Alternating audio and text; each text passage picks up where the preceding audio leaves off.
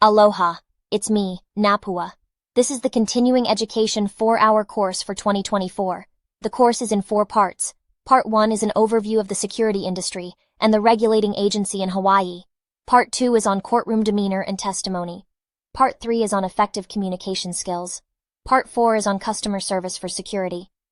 The training will be sent to your email address. These will be videos. You need a laptop or smartphone to view the videos. The videos are about 30 minutes each. There is a 1-question quiz at the end of each video. This is a true-false format. The quiz is merely a validation to show that you watched the video. It is not a pass-fail quiz. This is a production by Solutions 4 Security, LLC. It is copyrighted and all rights are reserved. Mahalo for your purchase of this continuing education training course.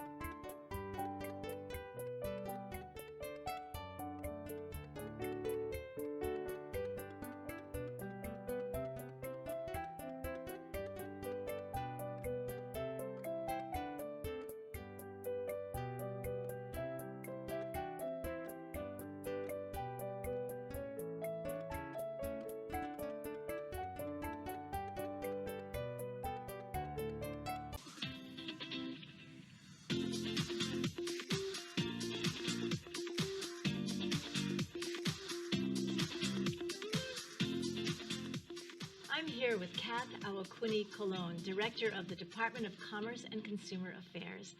And thank you for joining us. That's a big mouthful for a department that does probably equally as much. Yes, we regulate all different kinds of industries, professional, vocational licenses like your doctors and dentists, hairdressers, nail technicians, insurance, financial institutions, public utilities, runs a whole gamut. So when you say regulate, Right. and I know your attorney background and your accounting background certainly helps you to understand all the idiosyncrasies of that word. But what does it mean to the public to regulate something? I think we're looking for licensing. It really is ensuring that the person who is applying for a license is qualified. If it's an entity, to ensure the soundness and safety of that particular entity. And then our Office of Consumer Protection also helps kind of to serve as an overarching consumer protection division, looking out at all different kinds of business, to ensure that if there's an unfair or deceptive practice, that business is, stopped from harming consumers. So it really is consumer protection. Yes. Interesting. And so in addition to protecting and regulating, what are some of the other activities that happen there? Well, I think a large part of our mission is to promote educational opportunities for consumers so that they can make good, informed choices. And so some of the information I was hoping to highlight today are some of the additional resources that we have for consumers so that they can make better decisions. So, and when you say better decisions, you're there as a resource to give them guidance, but it's really about having the community become more independent and maybe more empowered. Yes, and so one of the things that we have on our website is the Consumer Guide to Healthcare Providers. It kind of goes through all of the different processes of highlighting all of the different kinds of healthcare providers that we regulate, how to determine, which kind of healthcare provider is best for you, and then if there are problems, who to contact if you have a complaint, and then how to go through that process of seeking help.